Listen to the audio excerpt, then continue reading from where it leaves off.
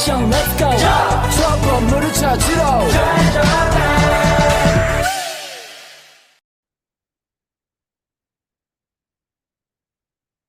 Baik, Assalamualaikum warahmatullahi wabarakatuh. Selamat pagi dan salam sejahtera untuk kita semua.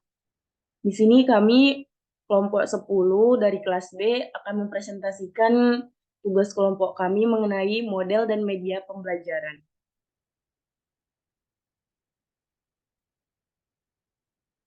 Dengan saya Siti Holija sebagai moderator dan Ruth Tasya Siagian sebagai presentator pertama, Elsa Alizia sebagai presentator kedua, dan Winanda Arini sebagai presentator ketiga. Selanjutnya saya serahkan kepada presentator pertama, Ruth Tasya Siagian. Baik, terima kasih kepada moderator. Akan saya lanjutkan.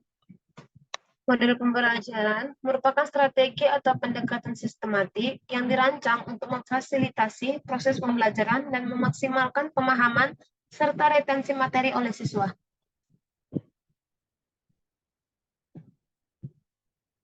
Model pembelajaran menurut para ahli yang pertama yaitu menurut Udin tahun 2006 merupakan kerangka konseptual yang menggambarkan prosedur sistematis dalam mengorganisasikan pengalaman belajar guna mencapai tujuan belajar. Dan yang kedua ada menurut Trianto pada tahun 2013, yaitu mengartikan model belajar sebagai pola yang digunakan sebagai pedoman guna merancang pembelajaran di kelas atau tutorial. Next saja. Nah, ciri-ciri model pembelajaran yaitu yang pertama rasional teoritik yang logis yang disusun oleh para pencipta atau pengembangnya. Yang kedua, landasan pemikiran tentang apa dan bagaimana siswa belajar. Yang ketiga, tingkah laku mengajar yang diperlukan agar model tersebut dapat dilaksanakan dengan berhasil. Yang keempat, lingkungan belajar yang diperlukan agar tujuan pembelajaran dapat tercapai.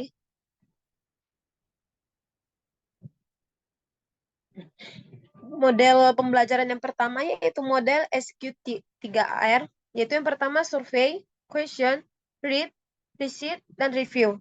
Merupakan metode pembelajaran yang biasanya digunakan dalam pembelajaran bahasa sebagai bentuk pembelajaran kemampuan memahami teks.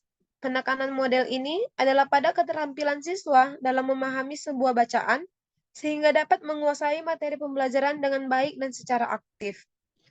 Model pembelajaran kooperatif tipe SQ3R terdiri atas tahapan survei, question, read, recite, review, yang dimana adalah tahap-tahap survei, mengajukan pertanyaan, membaca, menceritakan kembali, dan meninjau ulang.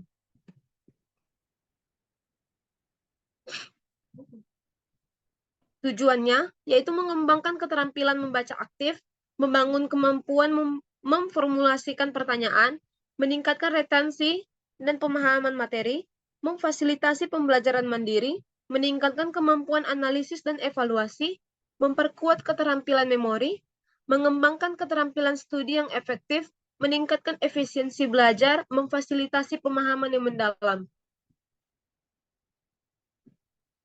Nah, langkah-langkah pembelajaran pada metode ini yaitu seperti yang sudah saya jelaskan tadi, yaitu ada survei, question, read, recite, dan review. Survei itu dimaksudkan siswa memulai, ini dalam contoh, siswa memulai dengan melakukan tinjauan umum terhadap materi untuk mendapatkan gambaran tentang struktur, isi, dan tujuan dari bahan pelajaran, dan mengidentifikasi informasi. Yang kedua, ada question, yaitu prinsipnya membangkitkan pertanyaan. Siswa mengembangkan pertanyaan yang membantu mereka memfokuskan perhatian pada informasi penting dan memastikan pemahaman yang lebih baik. Yang ketiga, yaitu read, membaca.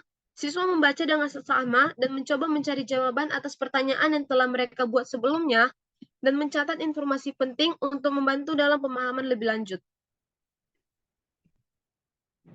Yang keempat adalah recite atau mengulang, yaitu siswa mencoba untuk mengingat dan mengulang kembali informasi dengan menggunakan bahasa mereka sendiri. Yang kelima ada review atau mengulang kembali.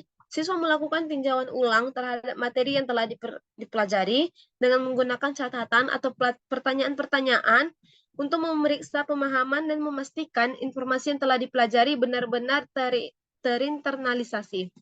Yang keenam, refleksi atau evaluasi. Ini opsional ya teman-teman, yaitu merefleksikan proses belajar dengan cara siswa dapat mempertimbangkan apa yang telah mereka pelajari, strategi apa yang efektif, dan bagaimana mereka dapat meningkatkan proses belajar mereka di masa depan.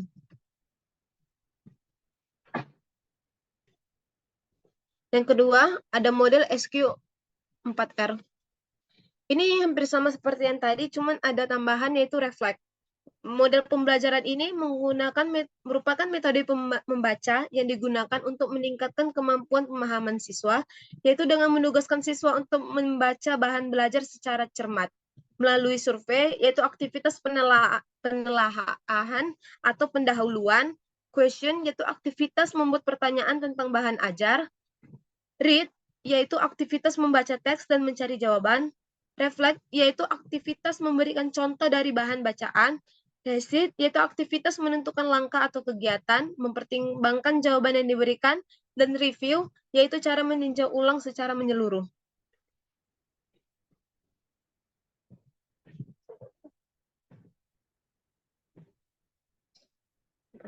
Tujuan SQ4R yaitu meningkatkan keterampilan membaca efektif, mengembangkan kemampuan menyusun pertanyaan, meningkatkan retensi dan pemahaman materi, memfasilitasi pembelajaran mandiri, memperkuat keterampilan analisis dan evaluasi, mengembangkan keterampilan memori, mengoptimalkan efisiensi belajar. Memfasilitasi pemahaman yang mendalam, meningkatkan kemampuan menyimpulkan dan mensintesis, memupuk minat dalam membaca dan pembelajaran, memfasilitasi penggunaan materi referensi, memperkuat keterampilan berkomunikasi.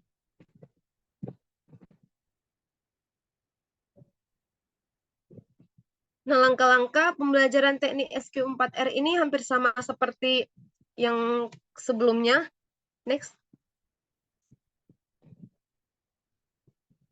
Nah, kelebihan dan kekurangan model ini, kelebihannya membantu siswa untuk lebih memahami suatu bacaan, menyimpan informasi yang dipelajari dengan baik dalam sistem memori jangka panjang pada siswa, membantu siswa untuk belajar sendiri atau belajar mandiri, membantu siswa untuk berpikir kritis, meningkatkan rasa senang siswa pada pembelajaran matematika, dan kekurangannya, apabila dalam penggunaan model ini siswa tidak teliti, siswa akan mengalami kesulitan dalam mengikuti materi berikutnya.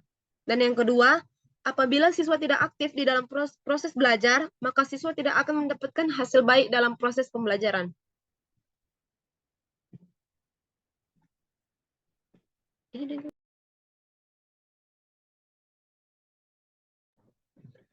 Yang ketiga ada model MID, yaitu Meaningful Instruction Design.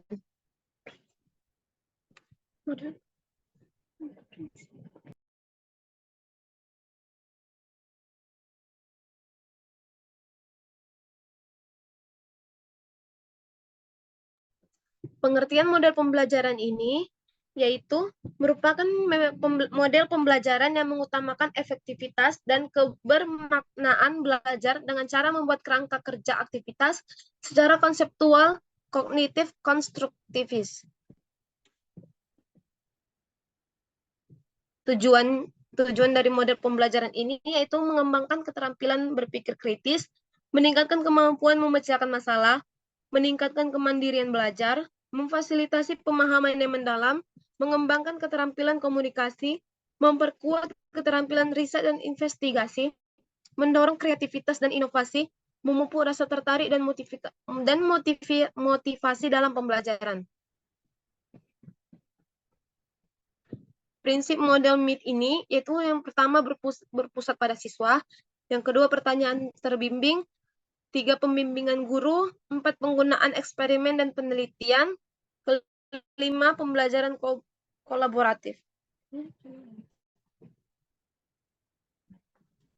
Selanjutnya saya kembalikan kepada moderator. Oke, untuk selanjutnya akan dilanjutkan oleh presentator kedua, Elsa Elizia. Kepada Elsa dipersilahkan. Baik, terima kasih atas waktunya. Saya akan melanjutkan presentasi sebelumnya. Baik, di sini ada langkah-langkah model MID. Yang pertama yaitu lead in. Ini secara umum konsepnya itu mencoba mengkait dengan konsep-konsep atau fakta atau materi yang akan dipelajari. Yang kedua yaitu reconstruction. Konsep pembelajaran ini yaitu menekankan kepada siswanya untuk menciptakan interpretasi mereka sendiri terhadap materi atau pelajarannya. Slide selanjutnya.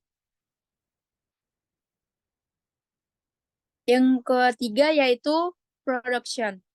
Konsep ini telah disampaikan atau diaplikasikan dalam bentuk nyata. Kontrol kegiatan ini lebih bertumpu pada siswa agar mereka mengekspresikan diri sendiri melalui tugas-tugas komunikatif yang bertujuan jelas dan terarah.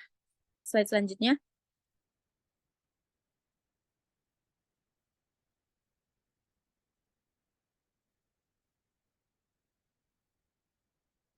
Kelebihan dan kekurangan model MID. Yang pertama kelebihannya yang pertama yaitu sebagai jembatan menghubungkan tentang apa yang sedang dipelajari siswa. Yang kedua, mampu membantu siswa untuk memahami bahan belajar lebih mudah. Yang ketiga, membantu siswa untuk mengembangkan pengertian dan meningkatkan pemahaman konsep. Yang keempat, membantu siswa untuk membentuk, mengubah, atau mentransformasikan informasi baru.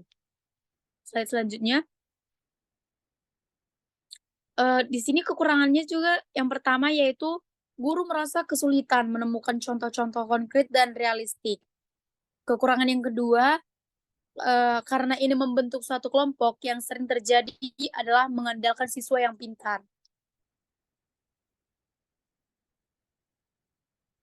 Komponen utama MID yaitu yang pertama, hipotesis dan prediksi. Di sini siswa membuat dugaan atau hipotesis tentang solusi atau jawaban dari pertanyaan penuntut.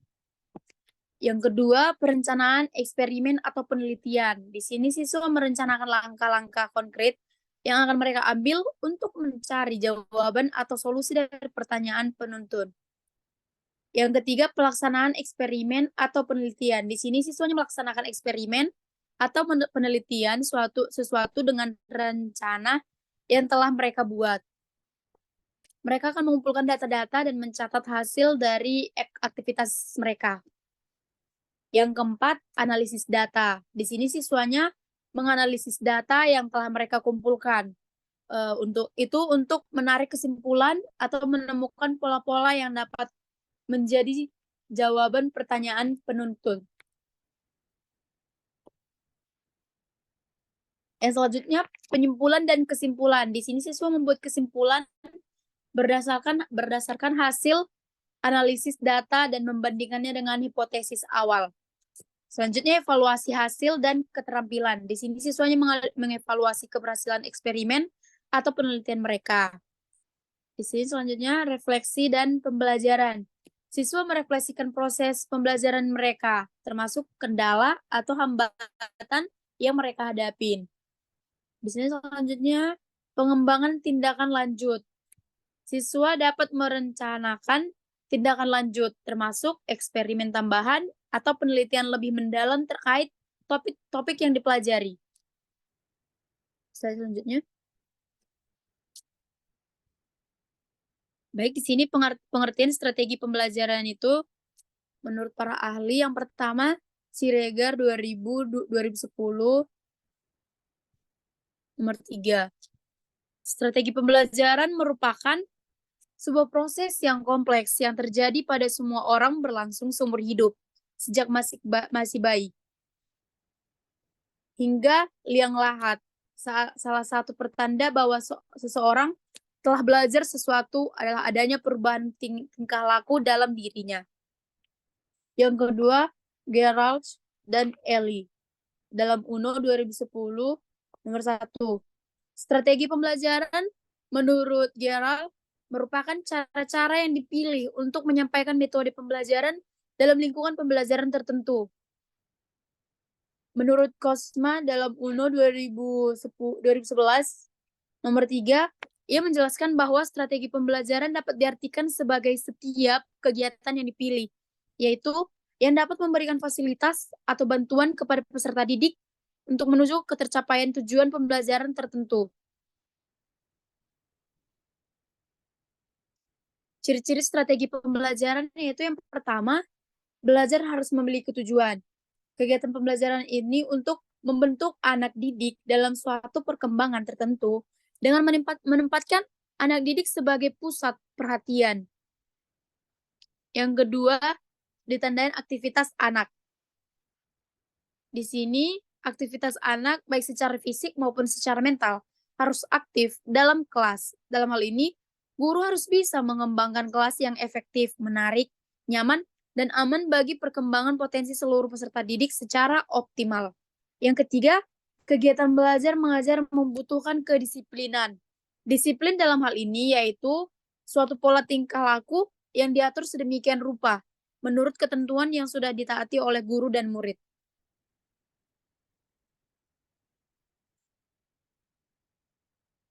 Slide selanjutnya. Yaitu yang selanjutnya ini. Slide sebelumnya tadi Ari. Nah, di sini ada yang lanjutan dari yang tadi, ada batas waktu. Hal ini merupakan salah satu ciri yang tidak bisa ditinggalkan, karena setiap bahan pelajaran harus diberi waktu tertentu, kapan bahan tertentu harus selesai. Evaluasi ini sangat penting bagi guru untuk melaksanakan kegiatan pembelajaran. Evaluasi dilakukan oleh seorang guru agar dapat mengetahui keberhasilan atau tidaknya suatu pengajaran yang telah ia sampaikan kepada siswanya. Slide selanjutnya.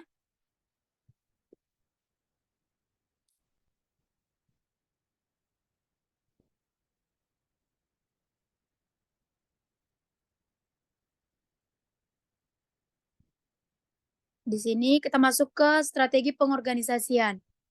Strategi pengorganisasian yaitu metode untuk mengorganisasi isi bidang studi yang telah dipilih untuk pembelajaran. Ini metodenya yaitu langkah-langkah yang hendak digunakan dalam mengorganisasi bidang studi untuk mencapai tujuan yang telah direncanakan. Strategi ini merupakan strategi yang dapat membantu siswa meningkatkan kebermaknaan bahan-bahan baru dengan struktur pengorganisasian baru. Slide selanjutnya.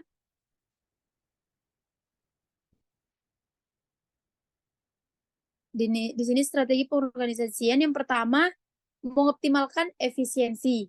Yang kedua, memfasilitasi pembelajaran yang telah terstruktur. Yang ketiga, mengurangi gangguan dan kebingungan. Yang keempat, membantu memaksimalkan partisipasi siswa. Yang kelima, meningkatkan fokus dan perhatian. Yang keenam, memfasilitasi kolaborasi dan interaksi. Yang ketujuh, mengoptimalkan penggunaan teknologi dan sumber daya. Nomor 8, mendukung kebutuhan khusus atau dukungan tambahan.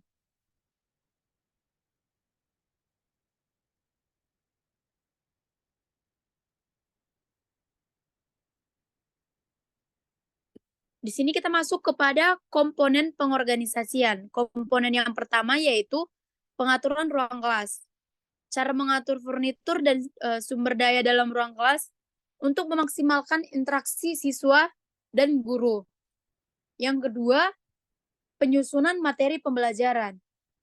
Cara pengaturan bahan ajar, buku, dan sumber daya pendidikan sehingga mudah diakses dan digunakan oleh siswa. Yang ketiga, penjadwalan pembelajaran. Di sini menentukan jadwal pembelajaran termasuk durasi setiap sesi pembelajaran dan penentuan waktu yang tepat untuk setiap aktivitas atau topik. Yang keempat, rencana pembelajaran. Di sini merencanakan pembelajaran yang terstruktur, termasuk tujuan pembelajaran, strategi pembelajaran, dan metode evaluasi.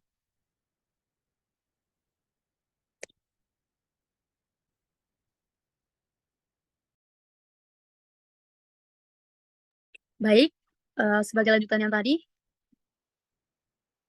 Yang kelima yaitu pengelolaan waktu. Di sini mengaktivitaskan waktu yang telah tersedia untuk memastikan semua materi pembelajaran dapat dicakup dengan baik. Yang keenam, grup dan kelompok kerja. Di sini siswa mengatur ke dalam kelompok atau tim untuk kolaborasi dalam proyek atau tugas tertentu. Yang ketujuh, pengelolaan teknologi. Di sini menyusun penggunaan teknologi pendidikan termasuk perangkat kelas dan perangkat lunak untuk mendukung pembelajaran terjadi. Yang kedelapan, pengelolaan tugas dan pekerjaan rumah. Di sini mengatur penugasan tugas dan mengelola pengumpulan dan penilaian hasil kerja siswa. Yang kesembilan, pemilihan dan pengelolaan sumber daya tambahan. Di sini memilih dan mengelola bahan atau sumber daya pendukung seperti prestasi, video, atau materi pembelajaran interaktif. Slide selanjutnya.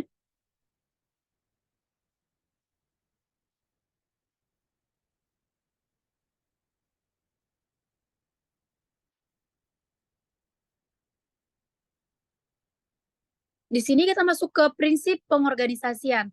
Prinsipnya yang pertama yaitu keterkaitan dengan tujuan pembelajaran. Prinsip yang kedua, kesesuaian dengan kebutuhan siswa. Yang ketiga, fleksibilitas. Yang keempat, struktur dan alur yang jelas. Yang kelima, penggunaan sumber daya yang tepat. Yang keenam, dukungan terhadap keterlibatan siswa. Yang ketujuh, memfasilitasi kolaborasi. Yang kedelapan, pengaturan yang ramah terhadap kebutuhan khusus.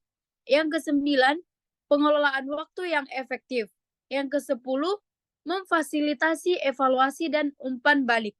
Yang ke-11, meminimalkan gangguan. Ke-12, keterbukaan terhadap penyesuaian.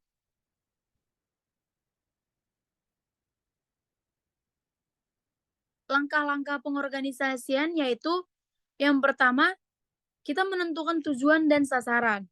Yang kedua, kita menganalisis kebutuhan dan konteks. Selanjutnya, kita mengidentifikasi dan memprioritaskan elemen. Selanjutnya, kita menentukan struktur dan urutan. Selanjutnya, sediakan ruang dan alat yang akan diperlukan. Selanjutnya, tentukan alur komunikasi pengorganisasian tersebut. Selanjutnya, pengelolaan waktu. Selanjutnya, mengidentifikasi tugas dan tanggung jawab. Selanjutnya, mengimplementasikan dan memantau. Selanjutnya, mengevaluasi dan koreksi. Selanjutnya, refleksi dan pembelajaran untuk kali berikutnya. Yang terakhir yaitu sebagai dokumentasi dan penyimpanan informasinya.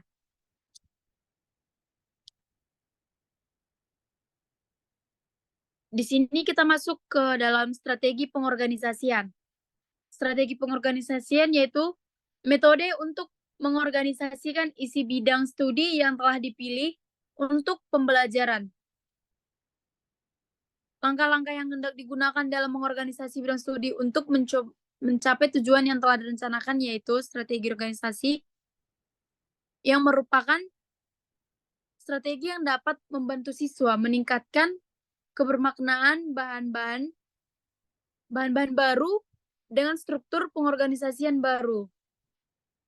Strategi ini juga berperan sebagai pengidentifikasi ide-ide atau fakta rinci dari sekumpulan informasi yang lebih besar.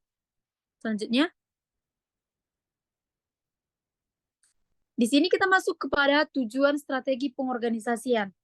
Tujuannya yang pertama yaitu mengoptimalkan efisiensi, yang kedua memfasilitasi pembelajaran yang telah terstruktur, yang ketiga mengurangi gangguan dan kebingungan, yang keempat membantu memaksimalkan partisipasi siswa, yang kelima meningkatkan fokus dan perhatian, yang keenam memfasilitasi kolaborasi dan interaksi, yang ketujuh mengoptimalkan penggunaan teknologi dan sumber daya, yang kedelapan mendukung kebutuhan khusus atau dukungan tambahan.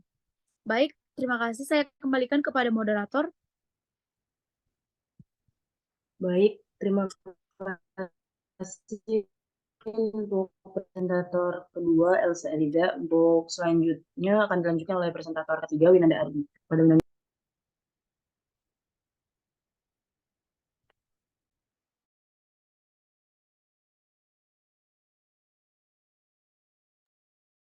Baik, selanjutnya di sini ada komponen strategi pengorganisasian. Yang pertama yaitu pengaturan ruang kelas. Yang kedua, penyusunan materi pembelajaran. Yang ketiga, penjadwalan pembelajaran.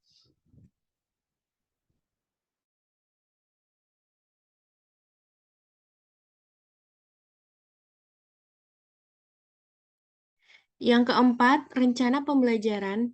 Yang kelima, pengelolaan waktu. Keenam, grup dan kelompok kerja. Ketujuh, pengelolaan teknologi. Kedelapan, pengelolaan tugas dan pekerjaan rumah. Kesembilan, pemilihan dan pengelolaan sumber daya tambahan. 10, manajemen kelas. 11, penyesuaian untuk kebutuhan khusus. Yang terakhir yaitu evaluasi dan umpan balik.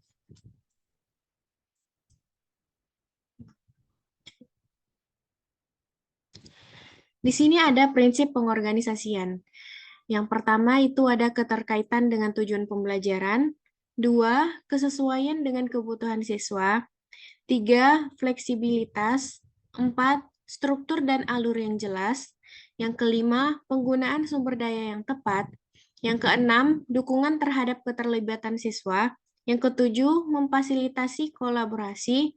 Kedelapan, pengaturan yang ramah terhadap kebutuhan khusus. Yang kesembilan, pengelolaan waktu yang efektif. Yang kesepuluh, memfasilitasi evaluasi dan umpan balik. Yang kesebelas, meminimalkan gangguan. Yang terakhir yaitu keterbukaan terhadap penyesuaian.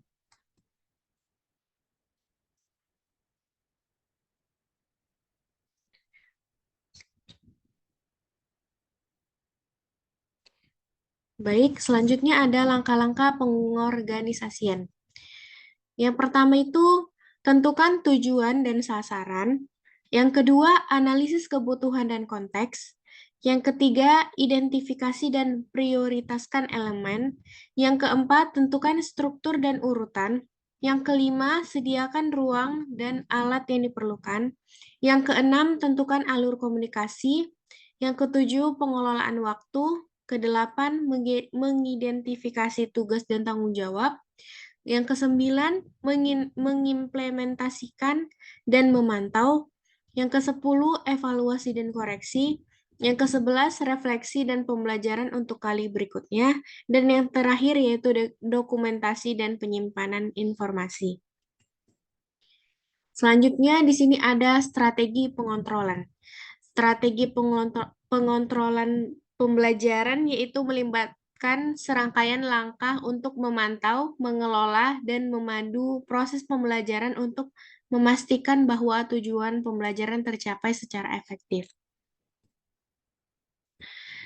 Selanjutnya yaitu ada tujuan strategi pengontrolan, yaitu pertama mengukur kemajuan siswa, yang kedua yaitu untuk mengidentifikasi kebutuhan pembelajaran tambahan, yang ketiga memantau keterlibatan siswa, yang keempat yaitu memberikan umpan balik konstruktif, yang kelima menyesuaikan pembelajaran, yang keenam mengidentifikasi dan mengatasi tantangan pembelajaran, yang ketujuh, mengelola waktu pembelajaran. Dan yang kedelapan, yaitu mengukur efektivitas pengajaran. Selanjutnya, di sini ada langkah-langkah strategi pengontrolan. Yang pertama, yaitu kita tentukan tujuan pembelajaran yang jelas. Yang kedua, yaitu memantau aktivitas siswa. Yang ketiga, gunakan pertanyaan yang efektif. Yang keempat, berikan umpan balik secara berkala. Yang kelima, gunakan evaluasi formatif. Yang keenam, gunakan teknologi pendidikan. Yang ketujuh, fasilitasi diskusi dan kolaborasi. Yang kedelapan, yaitu berikan tugas yang tepat. Yang kesembilan, gunakan alat evaluasi kinerja. Yang kesepuluh, ciptakan lingkungan pembelajaran yang positif. Yang ke-11 yaitu pertimbangkan kebutuhan khusus siswa. Dan yang terakhir yaitu refleksi dan penyesuaian. Selanjutnya di sini ada langkah dari strategi pengontrolan yang tadi, yaitu yang pertama tujuan pembelajaran yang jelas, yang kedua evaluasi dan penilaian, yang ketiga pertanyaan sistematis, yang keempat umpan balik yang konstruktif, yang kelima pantauan aktivitas siswa, yang keenam penggunaan teknologi pendidikan, yang ketujuh pengaturan kelompok dan kolaborasi, yang kedelapan yaitu pemantauan tugas dan pekerjaan rumah. Yang kesembilan refleksi dan evaluasi. Yang kesepuluh kontinuitas dalam evaluasi. Yang ke-11 yaitu pengakomodasian untuk kebutuhan khusus. Yang ke-12 yaitu mendorong keterlibatan aktif. Yang ke-13 yaitu pengelolaan waktu yang efektif. Selanjutnya di sini ada pengertian dari metode pembelajaran, yaitu menurut Wina Sanjaya, yaitu merupakan cara untuk mengimplementasikan rencana yang telah disusun kegiatan nyata supaya bisa mencapai tujuan yang optimal. Selanjutnya ada menurut Abdurrahman Ginting, yaitu merupakan pola atau cara yang khas untuk memanfaatkan prinsip dasar pendidikan, berbagai teknik dan sumber daya yang terkait pada proses pembelajaran peserta didik. Selanjutnya ada menurut Abu Ahmadi dan Joko Triprasetya, yaitu metode yang dikuasai oleh guru untuk menyajikan materi pembelajaran kepada siswa di kelas baik secara individu atau kelompok dapat diserap dengan baik dan dimanfaatkan oleh peserta didik. Selanjutnya yaitu yang terakhir ada menurut Sopan Amri, yaitu merupakan cara yang dilakukan untuk menyampaikan pengetahuan kepada peserta didik melalui kegiatan belajar mengajar di kampus, rumah, sekolah, pondok, dan lainnya. Selanjutnya di sini ada ciri-ciri metode pembelajaran. Ciri-ciri metode pembelajaran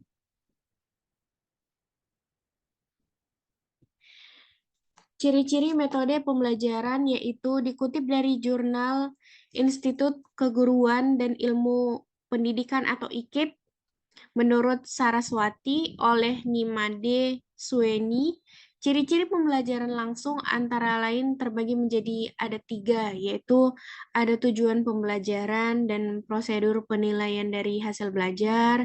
Yang kedua ada adanya pola dan alur keseluruhan dari kegiatan pembelajaran. Dan yang terakhir yaitu adanya sistem pengelolaan kegiatan pembelajaran, misalnya itu seperti lingkungan belajar yang mendukung. Selanjutnya ada metode kerja kelompok. Metode kerja kelompok yaitu kelompok kerja atau workshop, yaitu suatu kegiatan interaktif dan kolaboratif di mana sekelompok orang berkumpul untuk bekerja sama dalam menyelesaikan tugas atau memecahkan masalah tertentu. Kegiatan ini biasanya dipimpin oleh seorang fasilitator atau pemimpin workshop yang bertujuan untuk menyampaikan tujuan khusus seperti membangun keterampilan, memecahkan masalah, atau menghasilkan hasil kreatif. Workshop dapat dilakukan di berbagai konteks, termasuk pendidikan formal, pelatihan di tempat kerja, maupun kegiatan pengembangan pribadi. Selanjutnya di sini ada karakteristik dari kelompok kerja. Yang pertama itu tujuan yang jelas, 2 partisipasi aktif, 3 interaksi dan kolaborasi, yang keempat yaitu ada fasilitator atau pemimpin, yang kelima penggunaan metode pembelajaran aktif, yang keenam refleksi dan evaluasi, yang terakhir yaitu beragam topik dan tujuan. Di sini ada prinsip kelompok kerja. Yang pertama yaitu tujuan yang jelas, yang kedua partisipasi aktif, yang ketiga kolaborasi dan interaksi, yang keempat fasilitator yang kompeten, yang kelima yaitu penggunaan metode pembelajaran aktif, yang keenam yaitu kesesuaian dengan kebutuhan peserta, yang ketujuh ada evaluasi dan refleksi, yang kedelapan pengelolaan waktu yang efisieni, yang kesembilan yaitu ada dukungan materi yang relevan, 10 keamanan dan kenyamanan, yang ke-11 yaitu fleksibilitas dan adaptabilitas, yang ke-12 yaitu pemberian umpan balik yang konstruktif, dan yang terakhir yaitu ada pentingnya dokumentasi dan penyimpanan catatan. Selanjutnya, di sini ada tujuan kelompok kerja. Yang pertama yaitu untuk meningkatkan keterampilan dan pengetahuan. Yang kedua, mendorong kolaborasi dan interaksi. Yang ketiga, memecahkan masalah bersama. Yang keempat, meningkatkan keterlibatan dan partisipasi. Yang kelima, memfasilitasi pembelajaran praktis. Yang keenam, membangun keterampilan sosial dan tim. Yang ketujuh, meningkatkan kreativitas dan inovasi. Yang kedelapan, mengatasi perbedaan dan promosikan keanekaragaman. Yang kesembilan, menghasilkan hasil tangible atau produk. Yang ke-10, meningkatkan pemahaman terhadap topik tertentu. Yang ke-11, meningkatkan produktivitas dan efisiensi. Yang terakhir yaitu mendorong pembelajaran seumur hidup. Selanjutnya ada komponen kelompok kerja. Yang pertama itu ada peserta, yang kedua fasilitator atau pemimpin, yang ketiga tujuan workshop, yang keempat agenda atau rencana acara, yang kelima materi atau bahan pembelajaran, yang keenam ada metode pembelajaran, yang ketujuh alat atau peralatan, yang kedelapan ruang atau lokasi, yang kesembilan bahan tambahan, yang ke-10 evaluasi atau umpan balik, yang ke-11 yaitu ada sumber daya manusia tambahan, itu jika diperlukan. Yang ke-12 pemecahan masalah atau prosedur darurat jika diperlukan juga. Yang ke-13 mekanisme pengukuran tujuan, yang ke-14 dokumentasi dan laporan. Selanjutnya ada langkah-langkah kelompok kerja. Yang pertama itu tentukan tujuan dan sasaran. Yang kedua, pilih peserta dan tim fasilitator. Yang ketiga, rencanakan agenda dan waktu. Yang keempat, pilih metode pembelajaran dan persiapkan materi dan sumber daya. Yang keenam, tata ruang dan lokasi. Yang ketujuh, selamatkan waktu untuk interaksi dan diskusi. Yang kedelapan ada buat lingkungan terbuka dan mendukung. Yang kesembilan ada fasilitasi lingkungan terbuka dan mendukung.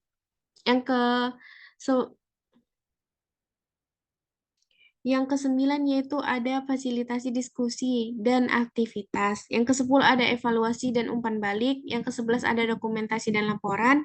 Yang ke-12 yaitu ada pengukuran tujuan. Dan yang terakhir yaitu tindak lanjut.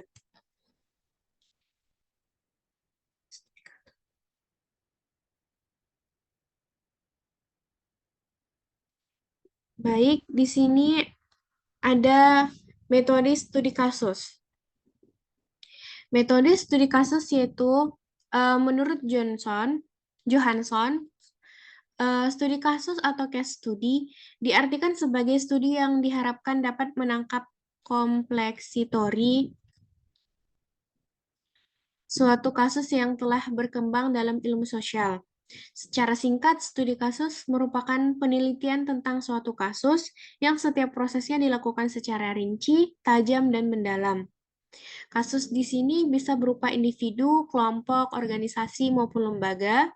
Dari penelitian kasus tersebut, diharapkan peneliti akan mendapatkan pengetahuan mendalam tentang kasus yang diteliti tersebut. Kasus yang diteliti biasanya harus hal yang sedang terjadi sekarang, yaitu aktual, bukan yang sudah terlewati, dan harus benar-benar spesifik atau unik. Dengan kata lain, peneliti lebih disarankan untuk memilih satu kasus saja, baik yang sangat sederhana maupun yang kompleks.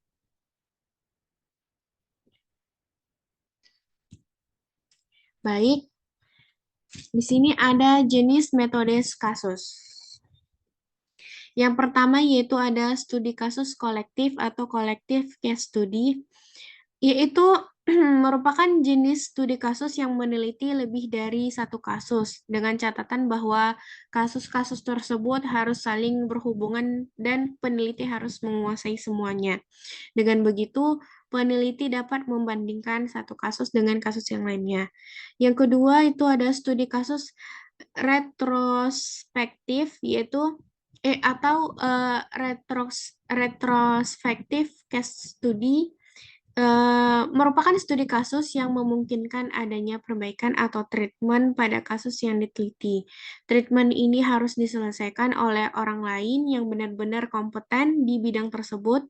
Peneliti hanya menyumbang masukan dari hasil penelitiannya. Baik, saya kembalikan kepada moderator.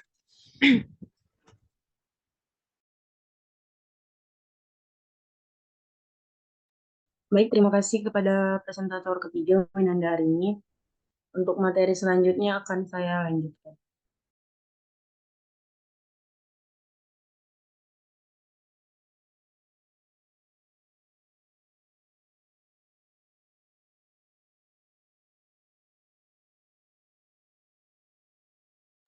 Baik, di sini masuk kepada jenis next.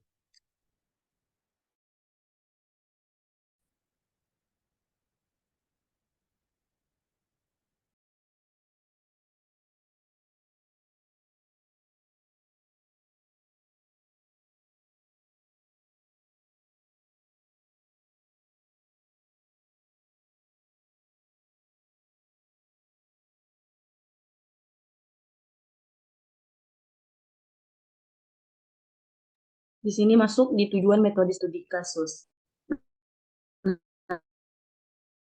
Nah,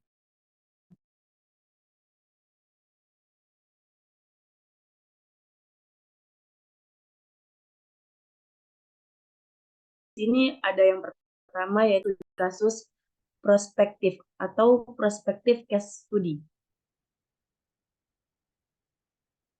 Studi kasus ini pada umumnya digunakan agar peneliti bisa mengetahui arah perkembangan dari suatu kasus, lalu tindak lanjut dari studi ini adalah penelitian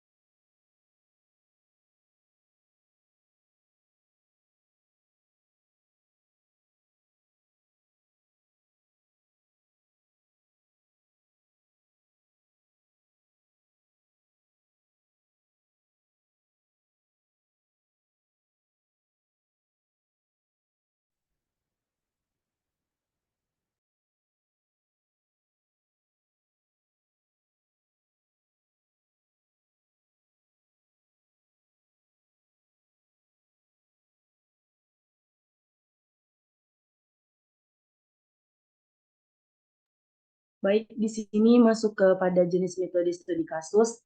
Yang pertama ada studi kasus prospektif atau prospektif case study. Di sini studi kasus jenis ini digunakan agar peneliti bisa mengetahui arah perkembangan dari suatu kasus.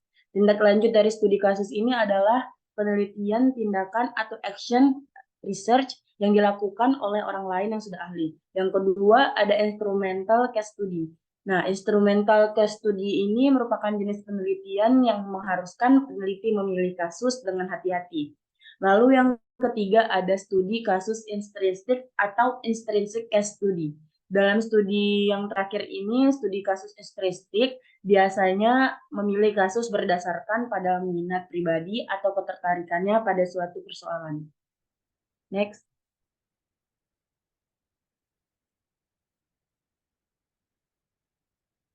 Nah, tujuan dari metode studi kasus ini pada dasarnya studi kasus yang dirancang untuk menggali informasi yang dapat dipelajari dari suatu kasus, karena itu peneliti tidak bisa sembarangan untuk memilih kasus yang akan dijadikan tema penelitiannya.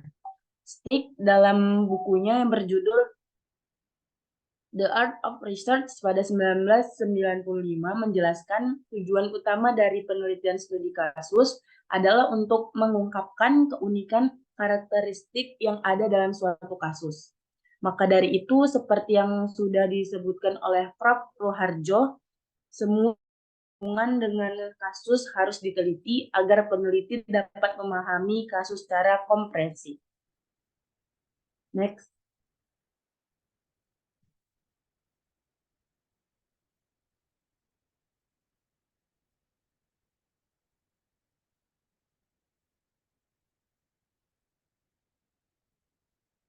Di sini ada komponen metode studi kasus. Nah, komponen-komponen di sini dapat dipaparkan seperti pertanyaan penelitian, proposijika, unit analisis, logika yang menghubungkan data dengan analisis kriteria untuk menafsirkan temuan. Next.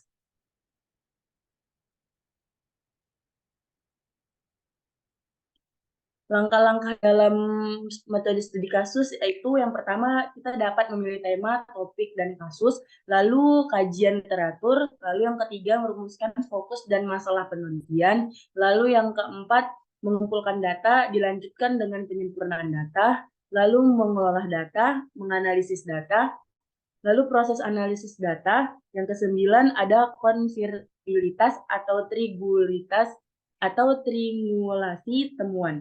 Lalu yang ke-10 kita dapat menyertakan kesimpulan penelitian, lalu yang ke-11 ada laporan penelitian.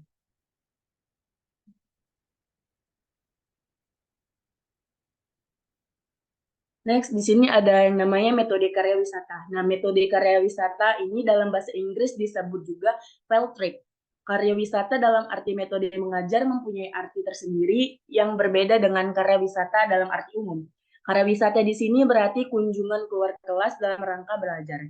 Isjoni dan kawan-kawan menyatakan bahwa karya wisata merupakan cara mengajar yang dilakukan dengan mengajak siswa ke suatu tempat atau objek di luar sekolah seperti meninjau pabrik sepatu, bengkel mobil, peternakan, perkebunan, dan museum. Next.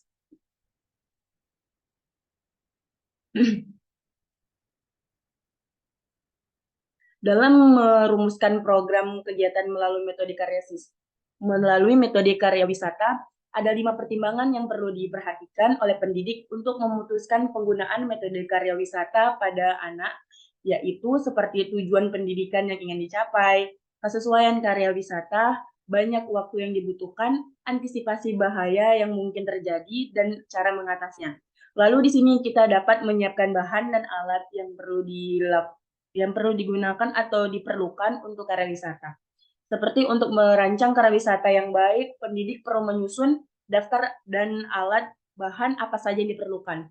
Lalu di sini kita pendidik dapat menetapkan tata tertib dalam berkarya wisata, lalu bisa melakukan persiapan pendidik.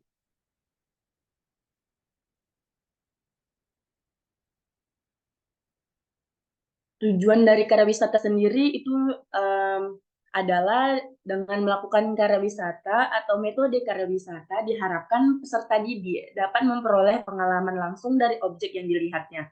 Lalu dapat turut menghayati tugas pekerjaan milik seseorang. Lalu yang ketiga dapat bertanggung jawab. Mungkin dalam demikian mereka mampu memecahkan persoalan yang dihadapi dalam perjalanan, dalam pelajaran,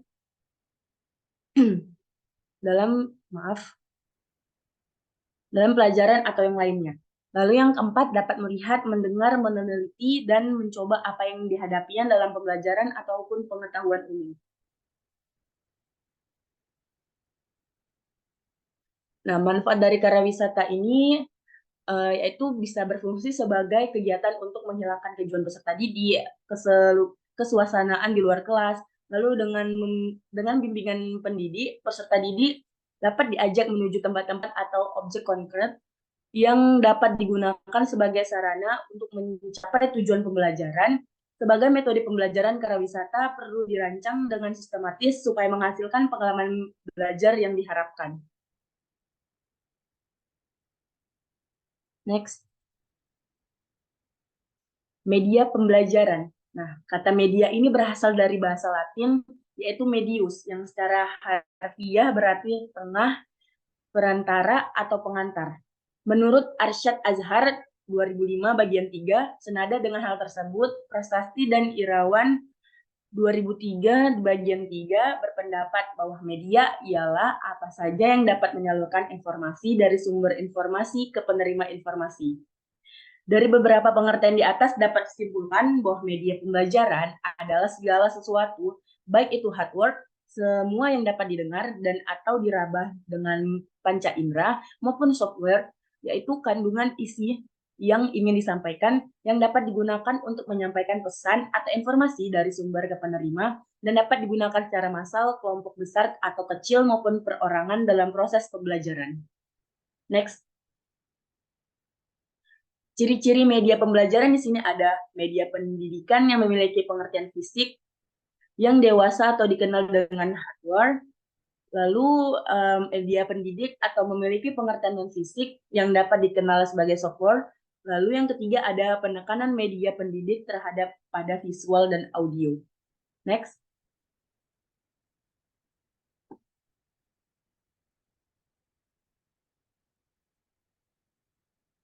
Ciri-ciri media pembelajaran di sini ada ciri-cirinya. Media pembelajaran memiliki pengertian alat bantu pada proses belajar baik di dalam maupun di luar. Lalu media pendidikan digunakan dalam rangka komunikasi dan interaksi guru dan siswa dalam proses pembelajaran. Lalu media pendidikan dapat digunakan secara massal, misalnya radio, televisi, dan kelompok besar, dan dapat digunakan oleh kelompok kecil, misalnya film, slide, video OHP, atau perorangan, misalnya modul komputer, radio, tape, atau kaset, atau video recorder. Lalu di sini sikap perbuatan, organisasi, strategi, dan manajemen yang berhubungan dengan penerapan suatu ilmu. Next. Di sini ada yang namanya media display. Nah, media display ini merujuk pada berbagai perangkat atau teknologi yang digunakan untuk menampilkan informasi, gambar, ataupun konten multimedia seperti komputer, televisi, proyektor, perangkat seluler dengan kemampuan tampilan grafis. Media display ini adalah alat yang penting untuk komunikasi visual, pendidikan, hiburan, dan banyak lagi. Next. Nah, seperti yang tadi dijelaskan, contoh-contoh pada media display di sini ada monitor komputer, televisi, proyektor, papan pengumuman, elektronik, dan dapat dilihat lagi beberapa contohnya di PPT ini. Oke, next. Tujuan dari media display ini yaitu untuk menyampaikan informasi atau pesan kepada audiens dengan cara yang visual terkadang interaktif. Seperti contohnya mengkomunikasikan informasi dengan efektif, meningkatkan daya tarik dan minat, terus memperjelas konsep atau ide, memudahkan pemahaman dan retensi, serta meningkatkan keterlibatan audiens. Lanjut. Nah, di sini juga ada lanjutan dari tujuan media display seperti memberikan informasi real time, mendorong pendidikan dan pembelajaran, meningkatkan pengalaman pengguna di acara publik, lalu ada memfasilitasi presentasi dan demokratis. Lanjut. Di sini ada komponen-komponen media display seperti penghasil gambar atau video, monitor atau layar, kabel atau koneksi, controller atau perangkat pengendali, lalu ada perangkat penyimpan, audio output, serta lainnya. Baik, kita di sini masuk kepada kesimpulan. Kesimpulan yang dapat kami ambil dari materi yang telah kami bawakan mengenai model dan media pembelajaran, yaitu terdapat beragam pendekatan dan strategi yang dapat digunakan untuk memfasilitasi proses pembelajaran. Nah, pemilihan model pembelajaran yang tepat harus mempertimbangkan tujuan pembelajaran, karakteristik peserta didik, dan konteks pembelajaran. Beberapa model pembelajaran yang umum digunakan meliputi pembelajaran kooperatif, pembelajaran berbasis proyek, pembelajaran berbasis masalah, dan lain sebagainya.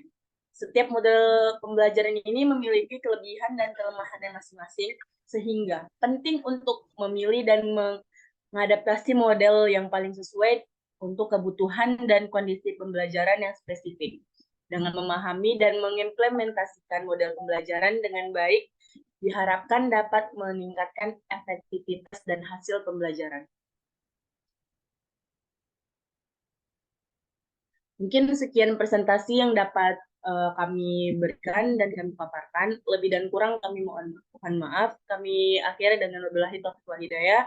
Assalamualaikum warahmatullahi wabarakatuh. Selamat pagi semua.